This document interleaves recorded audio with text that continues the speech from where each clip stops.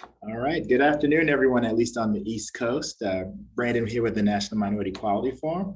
Going to give a few minutes to let folks jump in. But I am very excited about today's presentation, Environmental Impact of the Health on Vulnerable Communities. I am really excited to be joined by one of my very best friends, and she is an environmental expert. She's at the EPA. Jade Rutland, knew her from, well, 20 years ago from like a Boston meeting or something like that. But we all kind of came to DC in time, and she lended her talents to the various positions in the government, the EPA. I could do her bio pretty quickly offhand. She is an attorney there. She attended Emory University, where she became a member of Delta Sigma Theta Sorority Incorporated. And after post school, she worked in New York and then went to Vanderbilt for law school and has been practicing with the government ever since then. She will not let me reveal her years that she graduated or any of those things, but we will go ahead and welcome Jade to it. Jade, do you have any just opening words that you'd like to say or whatever? Yeah, sure. Thank you again, Brandon, for the invitation into the National Minority Quality Forum, for having me this afternoon on the East Coast, morning for those of you in other parts of the country. As Brandon mentioned, I am an associate regional counsel for the Environmental Protection Agency in the Atlanta regional office. We cover the 8 southeastern states, as north as North Carolina, as south as Florida, and we go out to the west. We hit I guess our most western state, maybe Tennessee. But yes, so I'm very happy to be here. I've been an attorney for 16 years. I've been with the EPA for 14 years. It's very important to me to have a career where I not only like what I do in terms of applying legal principles, policy, and the law, but that I can be very passionate about the communities in which we serve. So it's been very impactful to have this career. I don't know if now is the time to kind of give an opening overview, Brandon, on shedding some light on the topic today. You can go ahead. Yeah. Okay. All right. Well, I will, as an attorney, I'm going to start with my disclaimer, in that I am here today representing the US EPA. And while I am an attorney for the agency. I am not allowed to give my own opinion on anything political or any policy. I cannot shed light on any ongoing litigation or enforcement matters. However, I believe that the staffer that's on the line will be Ms. Purnell will be dropping my email address in the chat. So I can help to direct you into the right place or narrow your potential Information Act request. But as a priority for, I will say, the Biden-Harris administration and many administrations before that, creating healthy, sustainable, and equitable communities is a top priority of the federal government, and namely the EPA, which I represent. While environmental justice plays a key role in an integrated effort that simultaneously addresses housing, environment, transportation, and pertinent today health issues.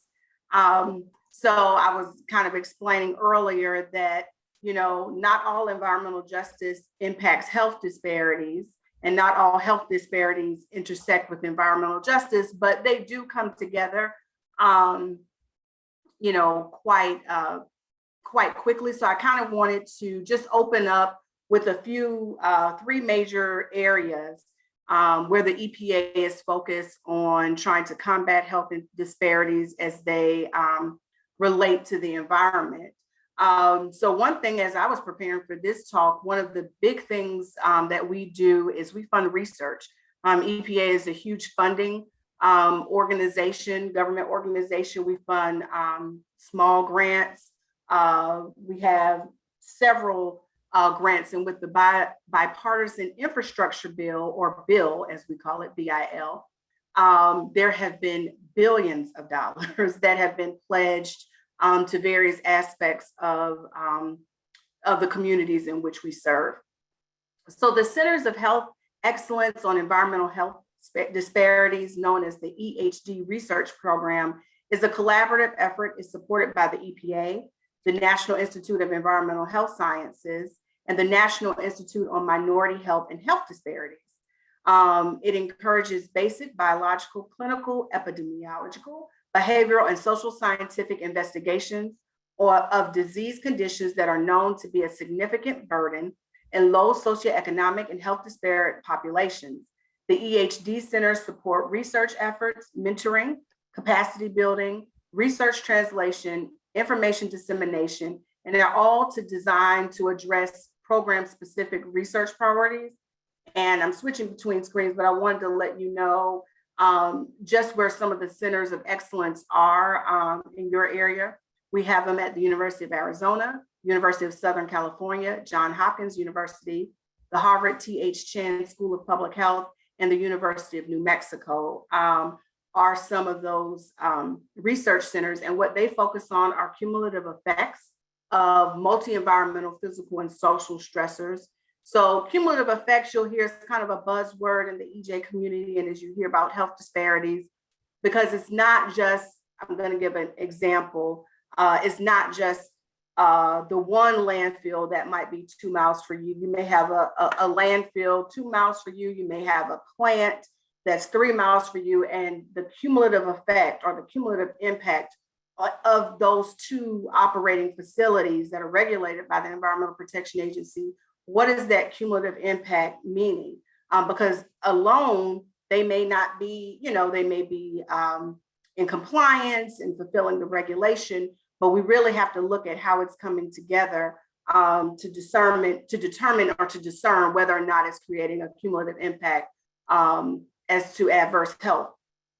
We look at differential exposures, how different social economic groups are exposed differently to environmental hazards, land use considerations and health disparities. Where are the plants being built? Where are the landfills being placed? That type of thing. And we also look at environmental housing and transportation. One thing, and I'll just wait if somebody has a question, but one of the biggest programs they're doing now is a school bus program.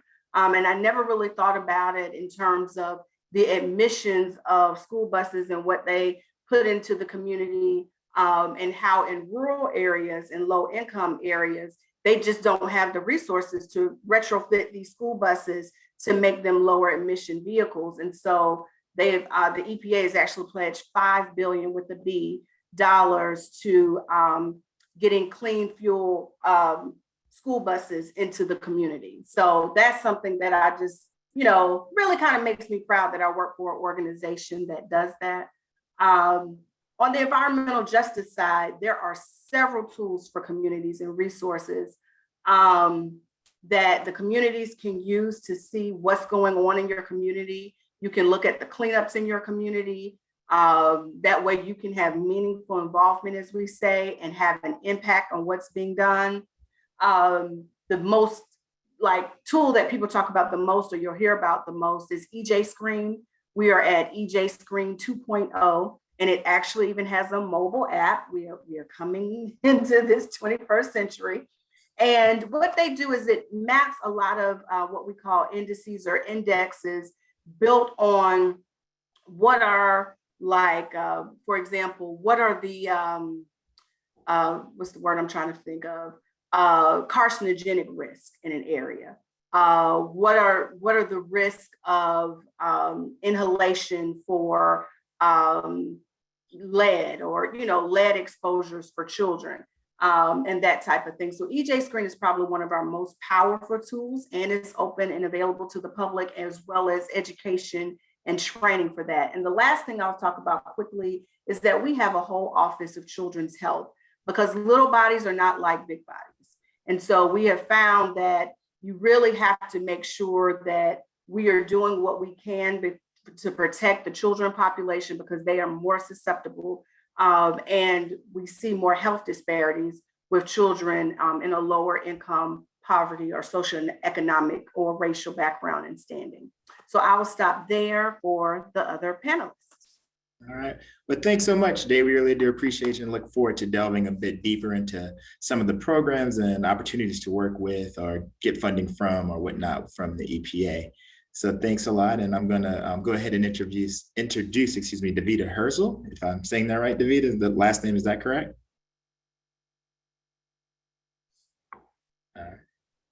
There we go. Sorry, I couldn't get my mute to come off. No, thank you so much for having me today.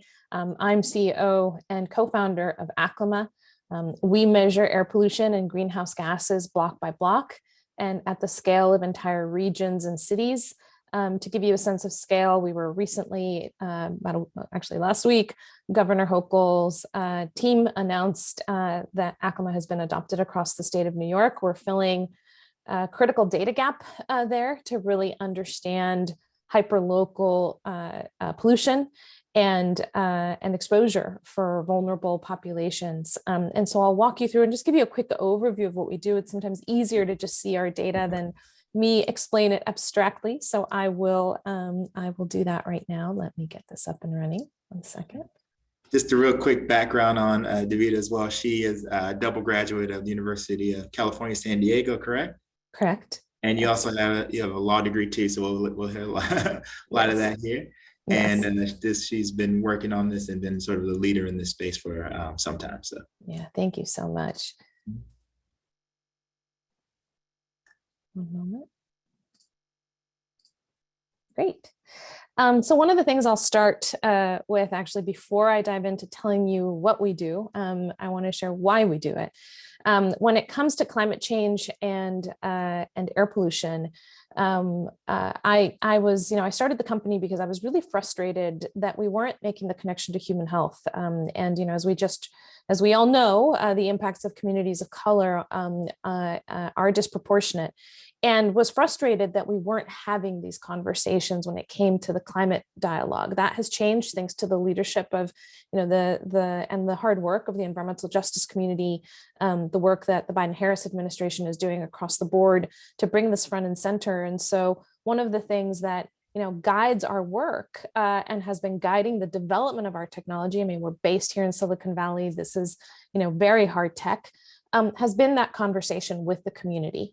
We have an incredible advisory board of environmental justice and climate leaders who guide our work. And we also have developed a participatory development process with community members in frontline and environmental justice communities that have really enriched us as a company, as the technology has really been built in service of and in partnership with communities that are hardest hit by pollution. And so to give you a sense of what we've built, we have to sort of look at the traditional way the air quality has been measured. There was an incredible op-ed this morning on the success of the Clean Air Act, the model that the Clean Air Act really represents in terms of what it has delivered in terms of overall reductions in air pollution in the United States. The Clean Air Act is implemented and at the local level in compliance with the requirements of measurement for those compliance efforts. And the technology that is used across the board to do this kind of measurement for the Clean Air Act is traditionally very expensive and difficult to deploy.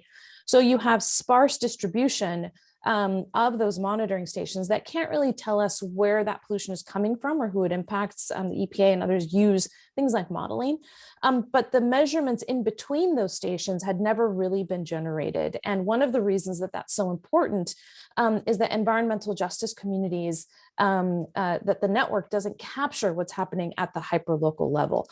It also doesn't measure greenhouse gases. So when you're talking about local policy, that gets at both air pollution and greenhouse gases, difficult to guide with direct data because there isn't direct data. So we talk about things like methane as being one of the most significant sources of pollution with regards to short-term impacts on the climate.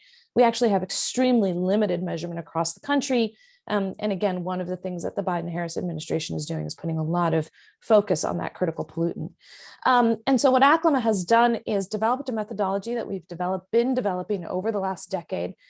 We actually have, or 12 years now, we have a cooperative research and development agreement with the United States EPA to ensure that as we've been developing this, not only on the one hand is it meeting the needs of local communities, but that it's also meeting the highest data quality standards in order to enable that data to be, and these methods to be adopted by decision makers who need that more hyper-local view of what's happening in between all of the monitoring stations. And we're measuring multiple pollutants. So, our goal was to really quantify and get at all of the different sources of pollution. And so we measure all of the criteria pollutants. So we measure all greenhouse gases except fluorocarbons, and we also measure toxics. And the reason for this multi-pollutant approach is that we can start to get at markers of source. So we have algorithms that parse through the data and help us understand, for example, the levels of toxicity associated with wildfire events. We have algorithms that parse through the data and help us identify the precise source of methane in the urban environment, one of the largest being natural gas infrastructure or gas infrastructure. We can see the precise location of leaking wells with our VOC signals. So, in cities like Los Angeles, where you have 10,000 abandoned wells, figuring out how to target which ones you cap requires measurement and information. So a really vital application. When we look at the impacts and expansion of e-commerce facilities, inland ports in communities of color across this country, understanding those hyperlocal diesel impacts when you see these trucks going through communities. We recently did a study in San Bernardino where we saw levels of NO2 that were, frankly, staggering. Understanding which, down to the block level, which communities are being impacted is a really important part of being able to target, at the end of the day, limited dollars, no matter how big these infrastructure dollars are, any local dollars, being able to precisely prioritize these communities is critical to meeting that environmental justice mandate. And so we really talk about our data being supporting a data-driven approach to climate action that centers communities, because we have that block level community resolution for our data that enables us to see, which communities are experiencing disproportionate impacts of pollution. And so here in the middle of this map, you see an area that is more brightly lit in red. That is a PM 2.5 hotspot. We've also integrated the kind of environmental justice screening data that my fellow panelist was just talking about to see that this community at the center of the map is an area that needs prioritization, because not only are they experiencing high levels of pollution, they're also experiencing cumulative impacts associated with historical redlining and other historical practices that have resulted in this community having less access to resources, not just healthy air, but economic access, school access, food access, et cetera.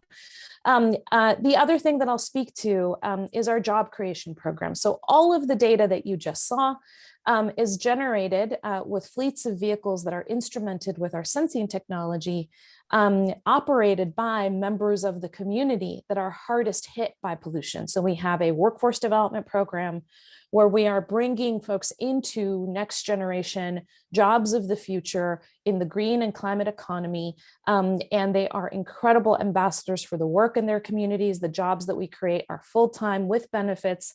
We just launched the program in New York as well as an essential foundation for the work that we're doing in New York in support of the CLCPA. The last two things that I'll speak about is how this data gets applied and used. So our data gets, as I shared, contextualized with data that enables us to understand those cumulative impacts. So the incredible work that EPA has done on EJ Screen has really enabled us to combine this hyperlocal pollution data with that contextual information, including things like climate risk and other, at the local level, land use and permitting. So, the way that our tool looks at a national scale looks very different than it looks in support of the state of New York, because they have specific criteria that they've defined for how they're defining disadvantaged communities. All of the data that we generate goes into a piece of software called Aclima Pro that enables our customers and partners in the policy community to be able to analyze and use that data. And then we generate different public experiences depending on the needs. So here you're looking at report cards associated with our toxics emissions and our data. The last thing that I'll speak to from a policy perspective, and I think an incredible example of how all of this actually turns into change, is an incredible model that we've established. Actually, we supported here in the Bay Area in West Oakland with an incredible grassroots organization, West Oakland Environmental Indicators Project, that shaped a new template for how you actually shape community-driven emissions reductions effort. It's called the SERP, a Community Emissions Reductions Plan.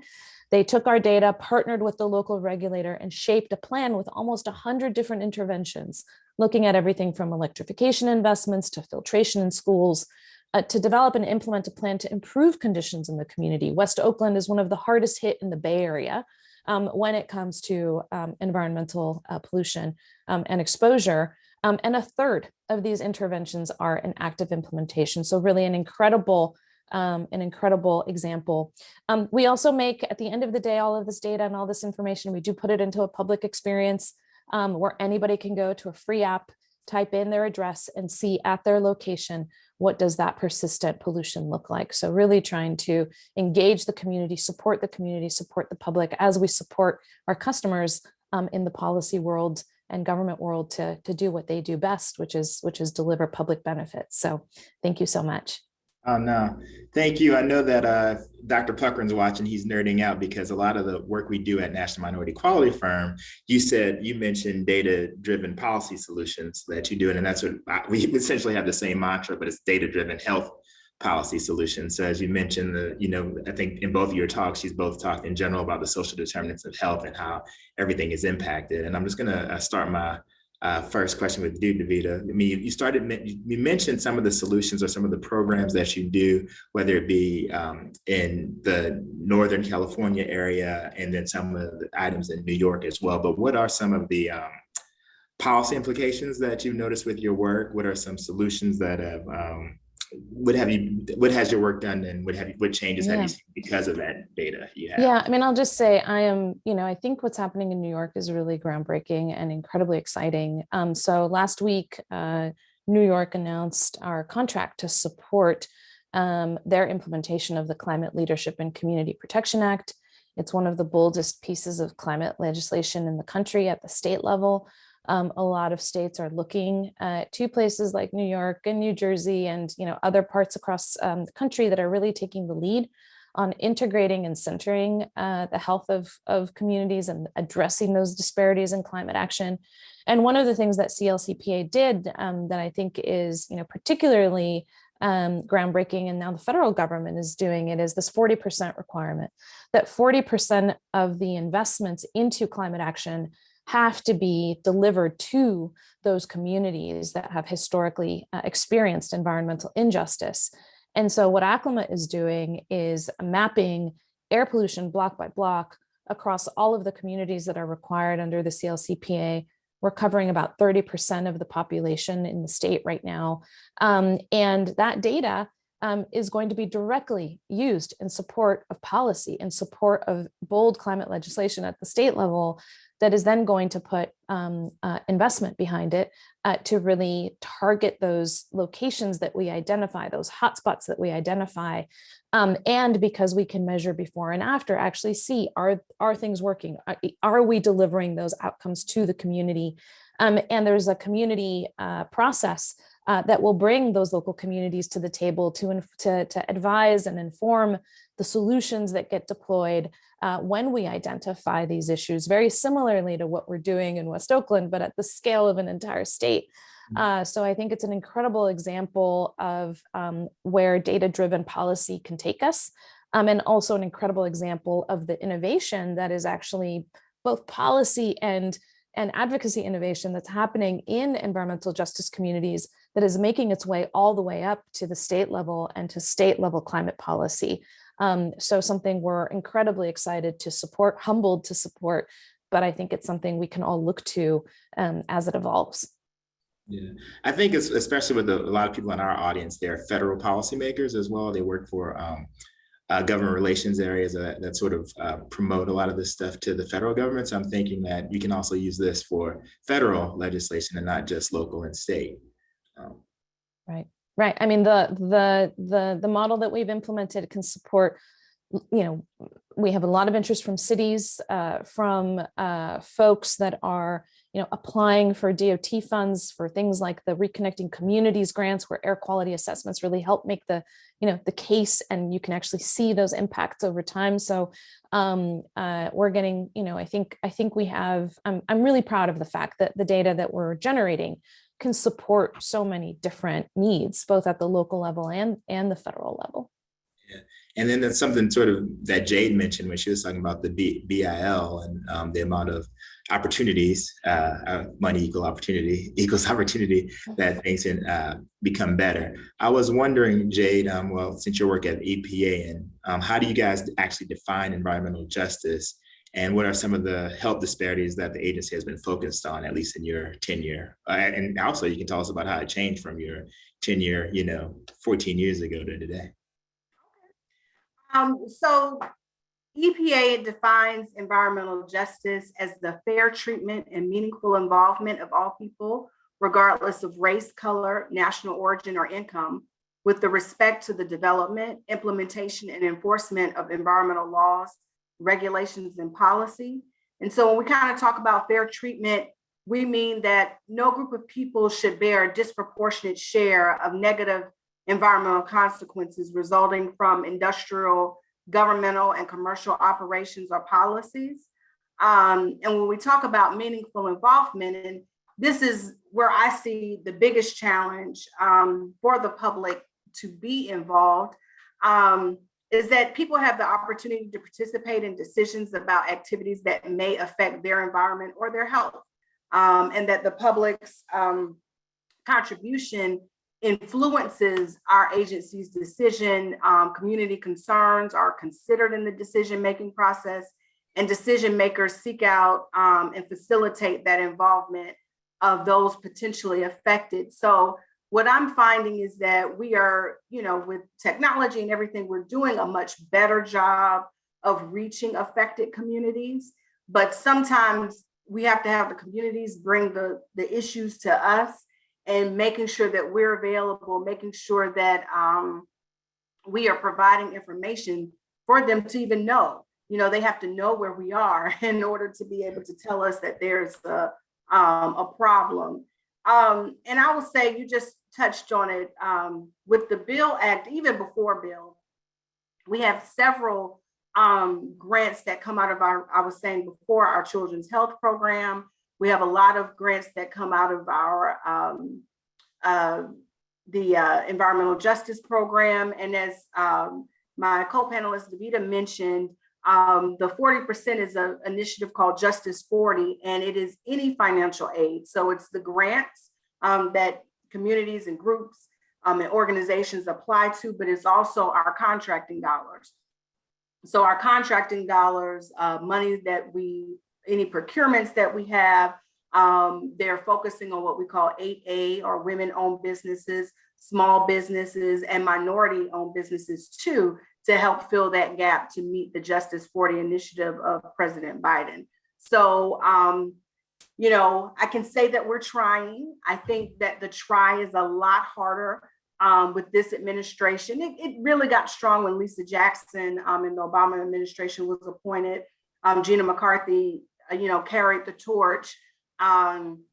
we are trying to have it such, or our hope, I think, for the boots on the ground is that it doesn't matter necessarily who's at the helm, because these things are impacting our communities every day. And so the key is to really weave it into our foundation and to how we do work and to how we practice. And I have found that the community groups have become stronger advocates. And we support that. We support community and collaborative partnerships. So that's, kind of what I think we're doing more of to do the health impacts, and, partnering with companies like Aclima. I think Davida said that they work with the EPA to really, use science-based, database decision-making policies. Right. And then I noticed that there's been a good bit of focus with both of you on sort of clean air initiatives. And so what are some examples of EPA's commitment to clean air in disadvantaged communities? And I'm also going to take a point of a moderator's point of order or protocol. I come from an area of Louisiana called Cancer Alley. So it's that area between New Orleans and Baton Rouge that all the chemical plants are. So I don't want to, just imagine any gas station. There's a plant there because we do the processing, but it's Cancer Alley along the way. So there've been obviously a lot of health effects of that. And so I just want to learn about some of that, especially, being from where I'm in. Anybody else that's from a similar area? Well, I'll take that first. Like I said before, I think this bus program is quite phenomenal. It is $5 billion over the next 5 years to transform the bus fleets across the United States to electric or alternative fuel buses. And they are primarily focused on rural areas or nationally recognized tribes where the school district is recognized, being managed and operated by tribes. And at least 20% of the children living below the poverty level. They have enough funding to fund 25 buses per district. And just to bring it home, if you live in a city like myself in Atlanta, there's a big difference between the North and the South. And so they're trying to make sure that when this funding is done, that it is an equitable distribution, because the people on the North, just to say it plain, they don't take the buses as much because they have cars, or they live, they're going to the schools in their neighborhood where they walk. They walk their children to school because it may be a home where one parent stays home with the children. Over in the South area of town, you'll find where you'll see a first grader standing alone at the bus stop.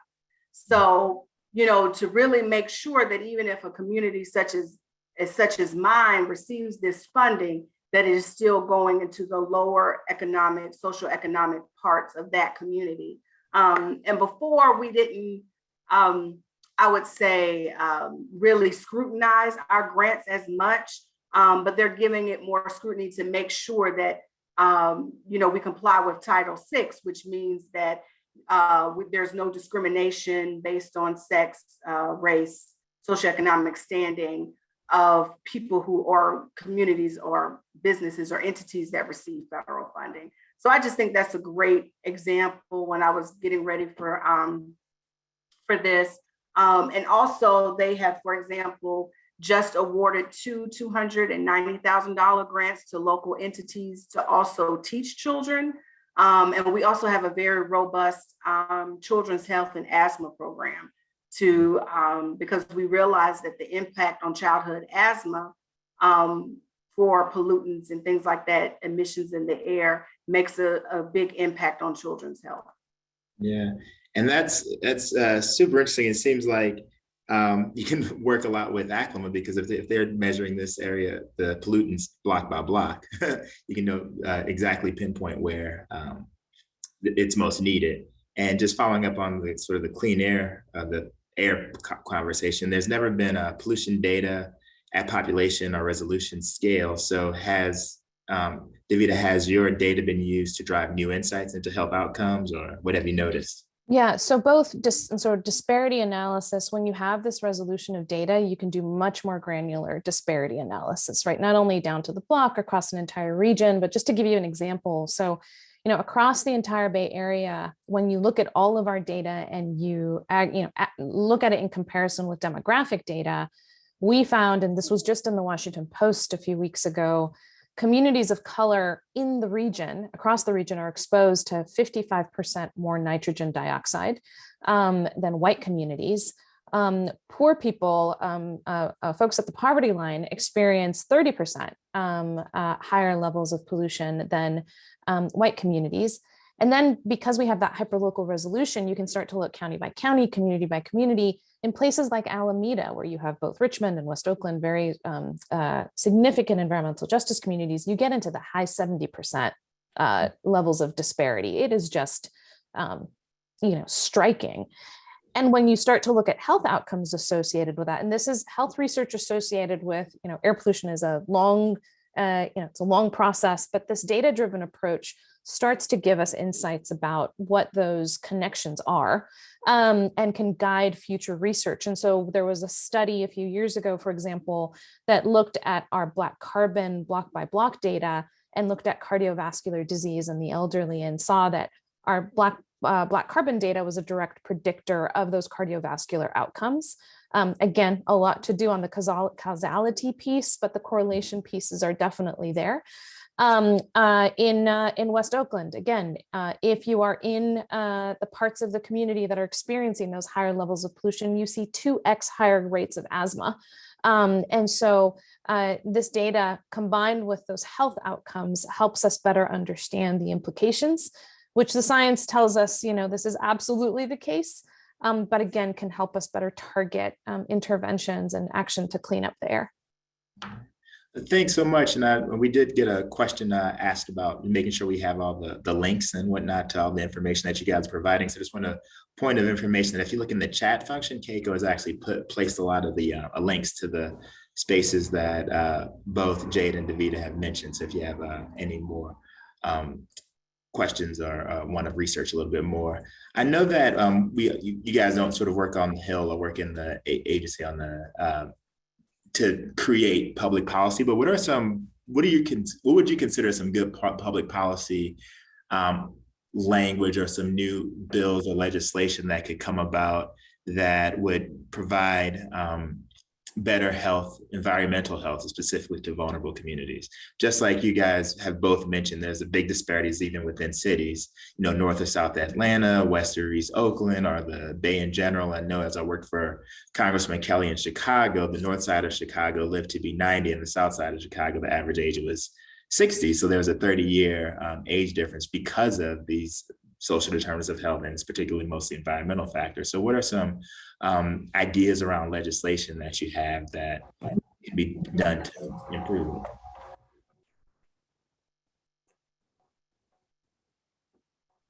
I can unmute. I really think, what's happening at the state level as well with the, like CLCPA, putting investment behind, I think ultimately being able to identify these locations and then have the information to guide those investments is critical, because ultimately at the end of the day, we don't want to study this forever and ever. We want to take action and improve the lives of those communities. And so connecting investment to data, to measurement, is very powerful. So I would speak to that, Brandon. Mm-hmm. All right. And Jay? And I mean, we don't do Hill policy, but I mean, the EPA has its own policy-driven resources, and we do rulemaking. And so I definitely, try to get advocates and community groups involved in our rulemaking process. We follow, a 30-day comment period. We receive comments on the rule before it becomes a final rule. So it's a longer process, but it is an iterative process, and it's a process that the community can be involved with. And I've seen rules held up because of community impact, because of community consideration. And so I do think that that is an opportunity for the public to get involved. I mean, you'll see mostly, I find that private industry is the one kind of using that tool more to their advantage or more to its advantage than the public at large being able to use it. And that it was more so, in my opinion, this is Jade's opinion, built for the community and the public to be able to address their concerns because they're the ones on the ground and they know what's going on in their community. So we have a little bit, I think, less of that. And I will, to speak up for the corporate world, I will say that I am finding much more corporate stewardship. I'm finding a lot of corporations have sustainability or what they call ESG resources that are dollars that they are pledging to make sure that they're good environmental stewards as well. So I do think that private industry is also trying to help, but I think it's getting the community involved and making sure we get the education out to the people to let them know what's going on in their communities. And as a follow-up to that, Jade, I'll just say you're absolutely right. I mean, there is a big movement around ESG. There's a lot of shareholder pressure on improved performance when it comes to emissions, but also that they center communities and community impacts and public health impacts. And so it's been really interesting to see the types of interest that we're getting in this level of transparency from companies to guide their climate action. So I think you're right, Jade. That is absolutely a big trend right now. Yeah. I was wondering, because we had a question that was submitted earlier to us, and it was asking, how can a clinic or a hospital function or change themselves to address or mitigate climate impact, and how can they better take care of their patients that are impacted by air quality and other environmental factors? Well, I'll speak to that first. We actually have, and I believe Ms. Purnell put the link in here when you look at our children's health especially. We actually have information sessions and talks for practitioners. We have a very solid partnership with the acronym is PACEU, and I'm gonna mess it up, but it's the Pediatric Environmental Health Units. They are around the country. That's one group that we partner with and we have a collaboration with. More specifically to children's health, but they do focus on health in general in terms of they will research, like if a community sometimes comes to them with a particular question. We talk about susceptible communities, maternal, the maternal or gestational community is a big community where we want to know how the health impacts of unborn children are going to be affected. That is one of the things that we use in a data point generally in what we call our health risk assessments. And so we actually have resources at the EPA specifically tailored toward the healthcare community. Thanks, Jade. Any thing on that, Davida? Or? So, I mean, a lot of our focus has been on these studies and bringing new capabilities into the scientific community. And so we have, a lot of partners. We really let the health experts lead that work. And there was a question earlier about whether we have strategic partnerships with nonprofits, and we do. We have partnerships with both, community organizations, and we actually have a grant program to help support capacity because obviously that's a big need amongst the smaller NGOs. And then we also have research partnerships to support published science, novel research using our data in the health space. So that's, it's really partnering with the experts that take the lead on this. Yeah, that's what similar to NMQF, Dr. Puckrin always says that, we're at NMQF, we're the statisticians. We provide you all the data, and then you can, the baseball coach or whatnot can use that information to better help their team improve and whatnot. And so I definitely understand that. We had a question in here, and I know that Jade, you gave the disclaimer earlier that you are an attorney for the EPA, and the Solicitor General is the person that handles all these things for the United States. So we did, of course, get a question on this. So I guess tread carefully if you can, or tell us if you can answer it or not. I just wanted to put it out there to make sure that Miss Mathis knew that I didn't forget about her. So is the EPA considering a policy response to the Supreme Court limitation of regulation on power plant emissions? She's saying we are making progress against asthma in Atlanta for moving away from coal. And when does the Supreme Court where does the Supreme Court leave us, and what can citizens do to express concern?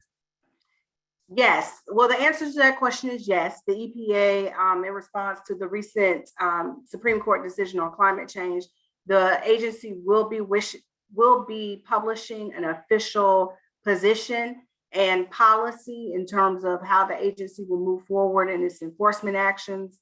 And I mean, that's something this was just recent. And our general counsel said that a statement will be coming out soon. So we don't have the information. So sorry, I can't answer that question, but yes, it was a very impactful decision. And I can express that the agency, of course, was not pleased with this outcome, but they will shape its policies accordingly. Okay. Gotcha.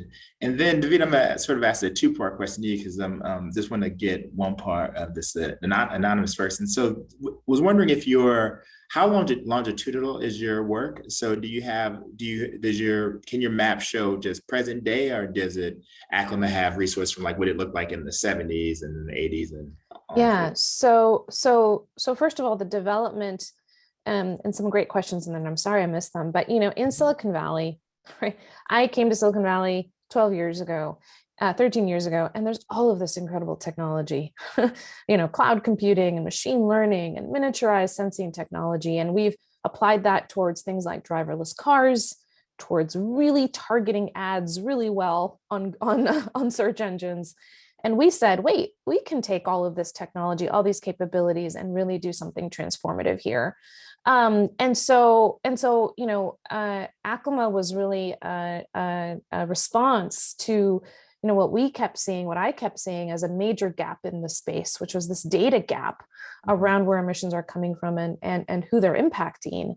And so, fast forward to today we're the only company in the world that can do this, but it took us a long time to build that technology. Our partnership with the EPA is all about QA/QC and ensuring that the methods for generating high quality data are solid and acceptable to the regulatory community. They may not be referenced, but they can be complementary and can guide follow-up regulatory activity. Our data starts in around 2015. And one of the critical gaps that our data fills is this longitudinal spatial data. So we have really good stationary data. So all of those stations where EPA does monitoring, you can go to that station and have complete confidence that the data that it's generating is going to be the highest possible quality. But what we're missing is that spatial coverage and persistence. And when it comes to health outcomes and when it comes to policy interventions, it's actually really hard to take action on a one-time or short-term spike. But if you can see that there are structural systemic issues that create persistent hotspots that people live in, that can drive policy action and is a good match to the kinds of levers that policymakers have in their tool belt. Very hard to chase down that one-time event or those temporary spikes that you might see in stationary data. So that's the gap we're filling. And in some places we do have multi-year data, but not all the way back. It's just as long as we've been doing these measurements. Yeah, partially I was asking that question because I was wondering if there's been a sort of a shift in movement of population and whatnot because of this. Yeah. So what we've seen, we have one of the most incredible stories in our data because we were doing large scale multi-year measurements where we were able to see, the impacts of COVID and all of the changes in the distribution of pollution. And a lot of people early on focused on, well, look how much better, this is what clean air feels like. One of the things that we saw was you actually saw a concentration of more industrial activity in communities of color associated with things like port traffic, increased shipments due to e-commerce, increased expansion of those inland warehouses and truck activity. And so that is, there's like these new patterns in our data. In terms of how that's translating into, population movement, we haven't really seen that quite yet, but we do see the impacts of those population movements during COVID in our data. All right. No, I definitely appreciate that. And then I have a very specific question that I think this is our first question from the audience, and very specific. So I'm just going to go into, could you please discuss the effect of sugarcane burning on agricultural communities in South Florida? So maybe not specific, but in general. Yeah. And is there any way to monitor the effects of that on those communities? Yeah, so we get, there are so many communities that are impacted. So the EPA actually just held recently a really novel grant program for communities to generate data in communities across the country. And we were contacted by many communities who wanted this kind of data. And we have, agricultural burning as a problem. Here in California, we see it in Central California, the farm workers that are impacted and, the residents in those communities. And you typically will see higher, extremely high levels of PM2.5 and other pollutants associated with burning. And so we know that it directly translates into significant levels of exposure for pollutants that are really harmful. We have not done any work in South Florida. We have gotten interest from those communities. And in terms of studies on those health impacts, obviously very interested in having our data support those studies. All right. Jade, is the EPA looking at, or have they looked at anything like that in the agricultural burning space and its impact? I can answer that broadly, just because I just heard my RA talk about it. They are working a little bit more closely with agricultural communities, and Florida is in my region, so I can say that that is something that they are turning their attention to. It's sometimes a little bit hard in the regulatory space because we can only regulate, the things that are listed or the things that we have been determined to have an effect and be listed as a pollutant or contaminant. And also it has to be at a certain PM or particulate matter level to rise to, a violation or something like that. So they are taking a look at it. It is something that is being examined. I did a quick search when I saw that question just to see if I saw anything particularly on the horizon. I don't see it that is publicly available at this time. Okay, thanks. And I just, we're kind of nearing the end. I think we have maybe 5 minutes left. So I'm gonna have one, I guess, more broad question, and then two, I want to let you guys finish off with any closing remarks you may have. But was partially a question from an attendee and partially like I'm sort of adding my spin to it. But you guys both work in environmental justice, and you come across working in environmental justice and whether in environmental law or policy. And so just wondering what brought you to that space in general. Like, what was the commitment? Like, why did you want to work in that? And two, why did you want to work at it as one in a regulatory attorney for the EPA? And then two, like also starting your own business that sort of had this social health impact. So how did you get to where you were to bring you in front of this audience today? Well, I'll start. I had a commitment to public service coming out of law school. So I started my federal career as a presidential management fellow, and I started at the Department of Transportation. I kind of leaned into environmental law. And one thing that I can say of particular note as a Black woman in America, it is a very narrow field. You don't see very many people like me when I'm, cleaning up and doing a deal and working with opposing counsel on the other side. You don't usually see any Black women. You usually don't see any Black men. But in these communities that are disproportionately impacted, you see a lot of Black people.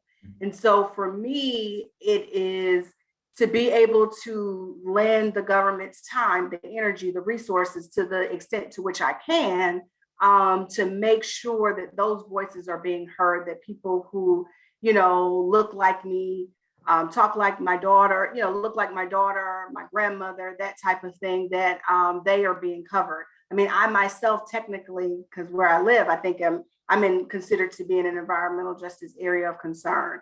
And so it's really, it mattered to me because there was no one who really looked like me, you know, to be in this space, to stay in this space, to kind of be that diverse voice at the table where the decision making is going on as I give my legal advice, to give sound legal advice, but also to color it with what the optics are going to look like and what the messaging should be and what it should sound like, when we should have a public hearing or when we should just publish in the paper.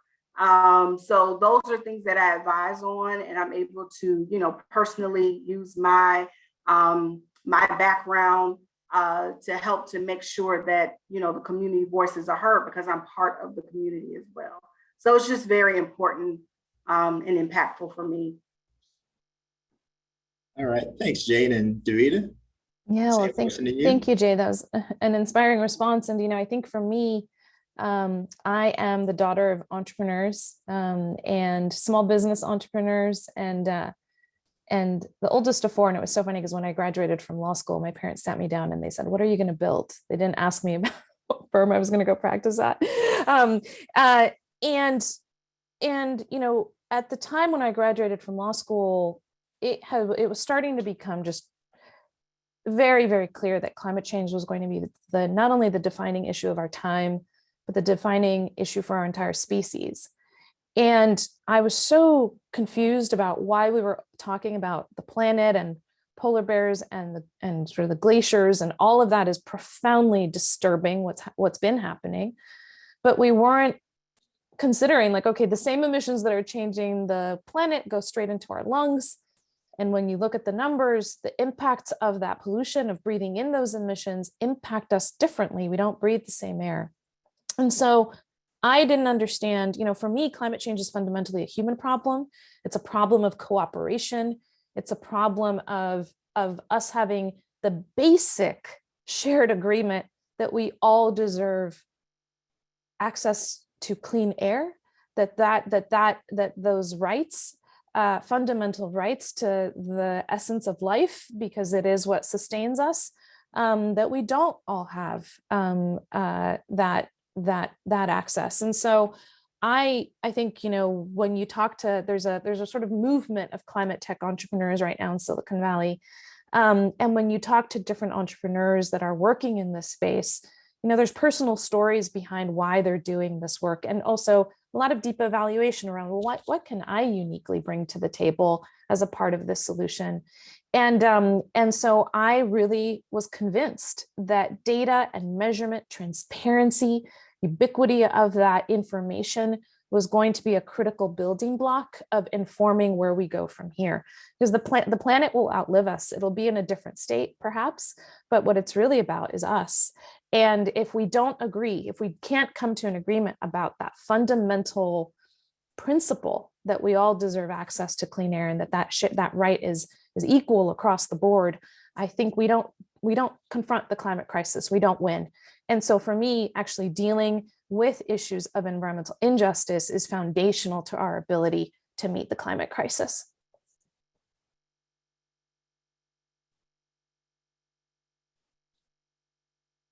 My apologies, 2.5 years into it, and I still don't have a good grasp of the best grasp of Zoom, but I just want to say we're at the hour. So I just want to say thank you to you both. I think as everyone knows, all the information is in the chat, so feel free to follow up with them and look up with our two presenters, and also look at the resources that they've spoken about. A lot of good intel there, a lot of good opportunities for research or work product or whatnot.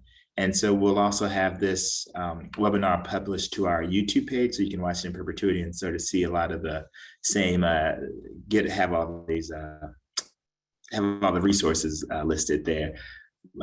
Take an extra minute. Jade, Davida, do you have anything you want to say? And we can close out. Thanks for having me. Yeah, thank you. Thank you for giving us the opportunity to talk. Thank you, Brandon. All right, thank you. And thanks for educating us. We at NMQF look forward to working with both organizations, the EPA and Aclima, in the future, and continue to provide information to our audiences. So everyone have a good weekend, and we'll see you next Friday. Bye. Thank you. Thank you. Bye-bye. Thank you. Thank you, Jade.